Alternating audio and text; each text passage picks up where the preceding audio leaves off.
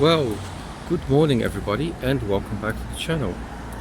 As you can see today, I am taking a first ride impressions on this beauty, the Royal Enfield Continental GT, so kindly lent to me by East London Kawasaki or Baker's Motorcycles on Eastern Avenue. I'm loving the look of this bike, and it has that kind of retro look, but it's a modern day twin cylinder 650. The Continental GT has got the clip-ons, but as you'll see soon from the riding, it's actually on big bar risers, so it's not too uncomfortable, it's not too risky. Alright, so let's set it up and let's take her out for a ride.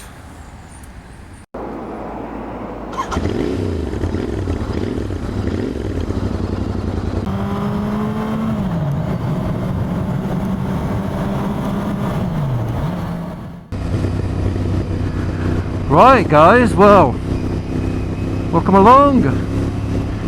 Royal Enfield Continental GT. I love this paint scheme, the blue and white, or white and blue. Fantastic.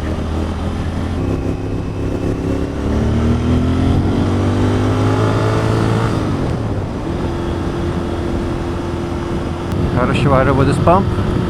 Well, very good. So as per my other first ride impressions, guys, this is not going to be about the performance, the horsepower and the specs and stuff. This is not going to be about the specs or what brakes or tires it has. It's purely a first impressions, and I'm really interested in this bike, how it kind of implements that Royal Enfield heritage in a modern world. I think in terms of the looks, they've got a good thing going there. She definitely has the heritage looks. But a parallel twin 650cc engine, which is modern, fuel injected. She's got ABS, so really a kind of retro heritage, but for the modern world. And so far, which is very nice. Feels small and nimble. I'm leaned forward a little bit with the clip-ons, but they're not as extreme as on the Thruxton. It's much more comfortable. Much more basic bike. No rider modes, no engine modes, ABS, and that's it. ABS and fuel injection, and that's about it, which is fine. And the sticky throttle, I hope that doesn't kill me. In terms of equipment in the dash, you just get a tacho and a speedo. There's a fuel gauge in the little LCD screen down there, and a trip odometer, and an indicator to tell you whether you're, or a flashing light to tell you whether your indicator's on. And that's it. There's no gear indicator, there are no menus, no modes, no traction control settings, no engine modes, no rider modes, just what's inside your head.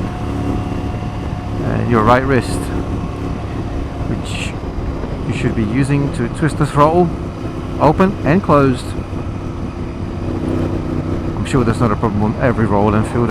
I'll just let the guys at Baker's Motorcycles know that the throttle is a little bit sticky on this one. I'm sure they'll sort it out. I'm sure it's not a difficult fix, probably just a little bit of cleaning.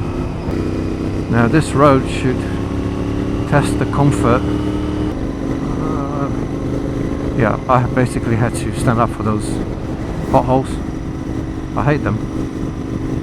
And the feeling that you get sitting on it, weight off the wrists, obviously with the clip-ons, but then you're canted forward, and so you get that feeling of just flying through the air because you can hardly see the clocks. clocks, you tilt your head down, see the mirrors, you're gonna have to really move your head. So, oh good, gives you like that great feeling of freedom. Oh no, I managed to avoid that one, sorry.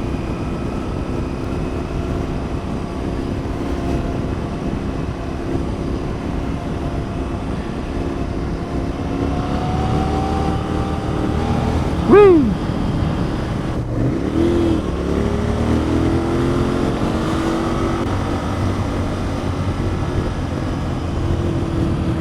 Steering, it's a little bit strange. It's not as quick as I thought it would be. Seems a little sluggish. She redlines at around 7,500 RPM. Getting a little bit unsettled with some of these bumps.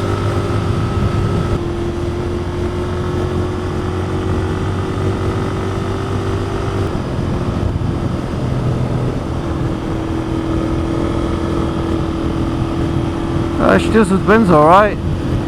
Just when I was trying to do a little bit of swerving practice, she just seemed to be wanting a little bit more of a push.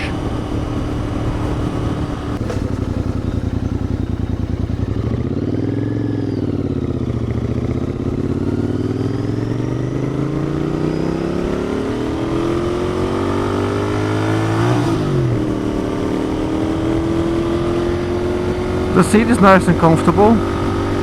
I can pretty much be off my wrists here, gripping the tank.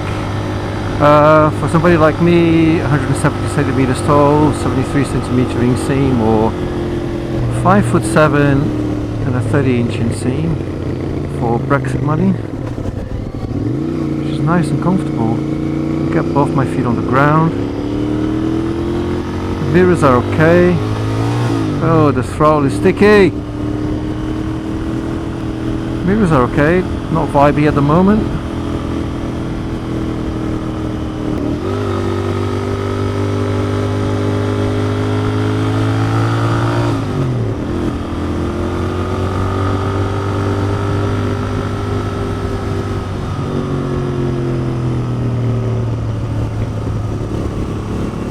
Oh, nice cornering.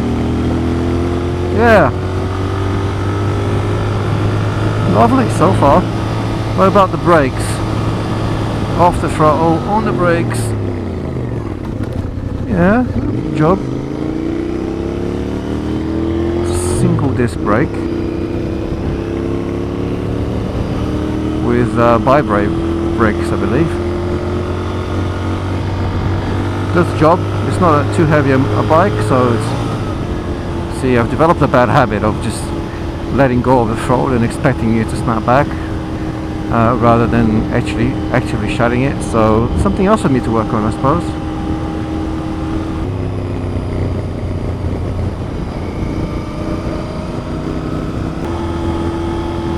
Now normally I would go on the route back, I would go on the motorway, but I don't think there's any point doing that on this bike. It's not really for that, and I think it would be absolutely atrocious on the motorway for any length of time, so I'm not going to bother.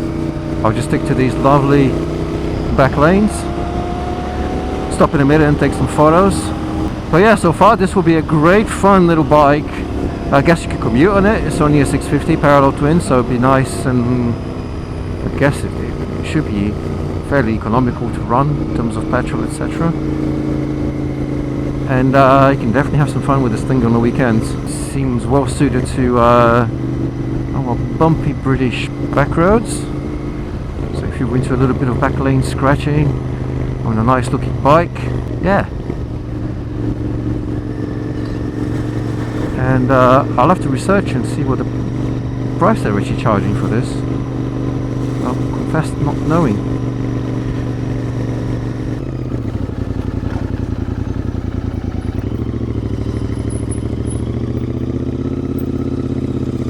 It's hot today, guys.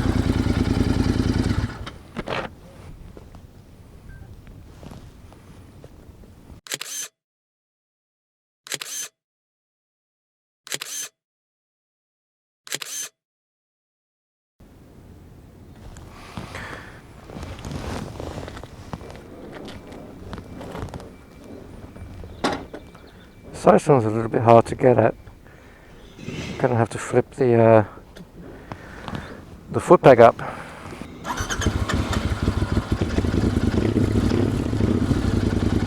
There's definitely something wrong with the throttle, because it also, if you start the bike, you're gonna have to turn it a little bit.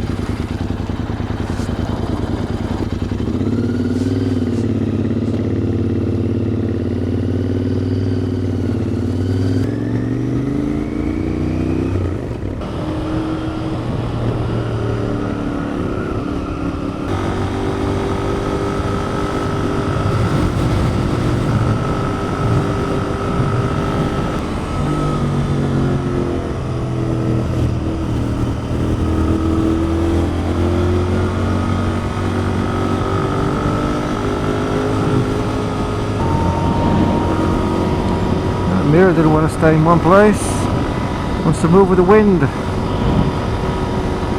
But everything seems to work fairly well. The back brake is alright, the front brakes are strong enough. You can probably just adjust this with a spanner and tighten it a little bit. But it's just those little bits, it just gives you the feeling that it's not quite as well put together as a Triumph. And again, it's not as expensive as a Triumph. It's just, look, how can I put this? It's a nice bike. It's not a top of the range best at anything. It's built to a price, and for the budget, I guess it's a lot of fun for what it is. But you will have to live with some niggles, I guess.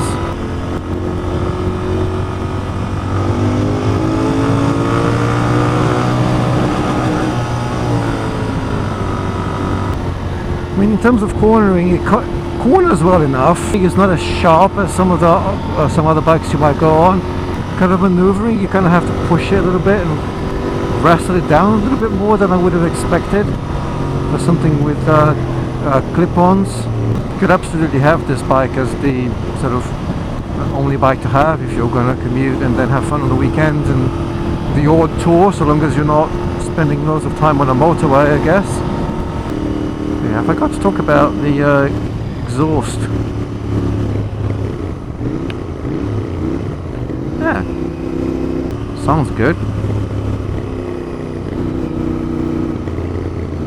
Sounds good from the saddle. Which is all that counts. I don't care what other people think of the sound. It's the rider's experience that counts, right? What is the rider experiencing in terms of sound?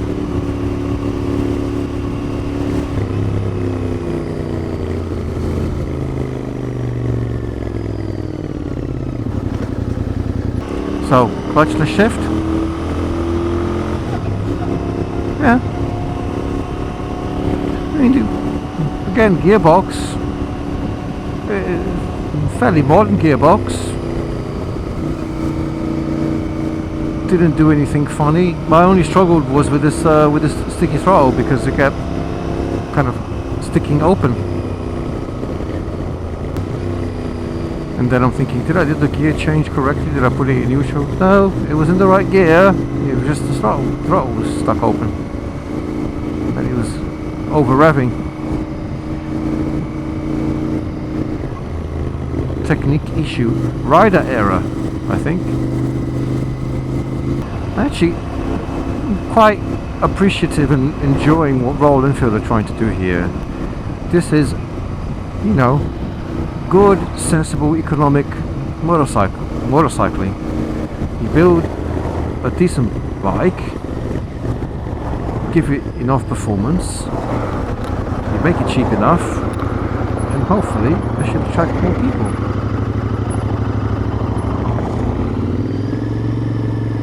"30 miles an hour, third gear." Yeah.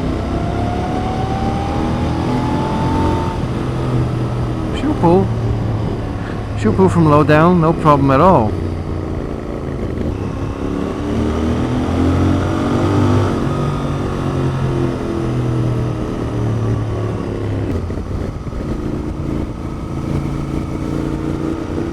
It will tip into the corners, no problem. So you could definitely get up to sort of legal speeds fun on the Twisties. Absolutely no issues. You could probably even do a novice track day and have some fun on track. Cheap fun. Probably give the hero blobs a bit of a scrape.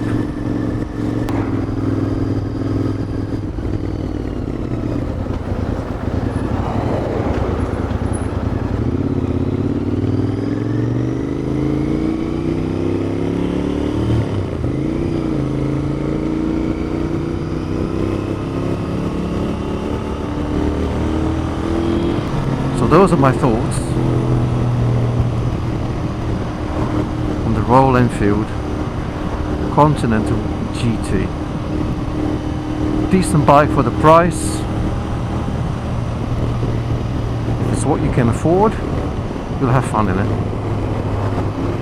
Right guys, well, thanks very much for watching this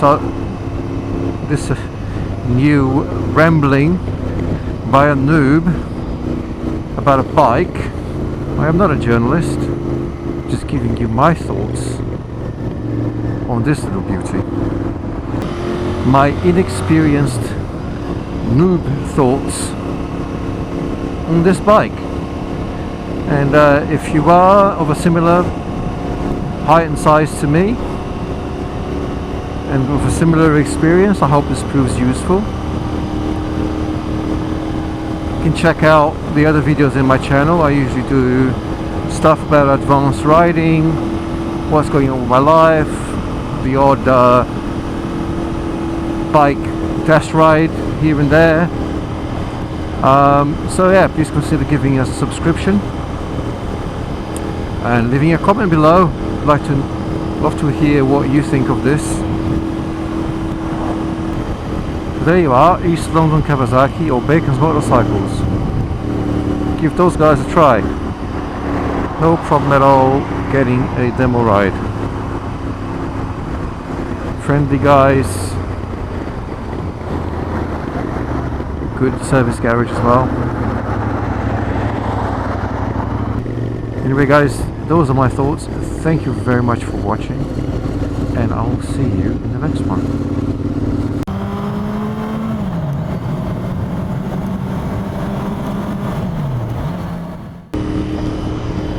By the way, is my camera still attached? Let's stop and have a look.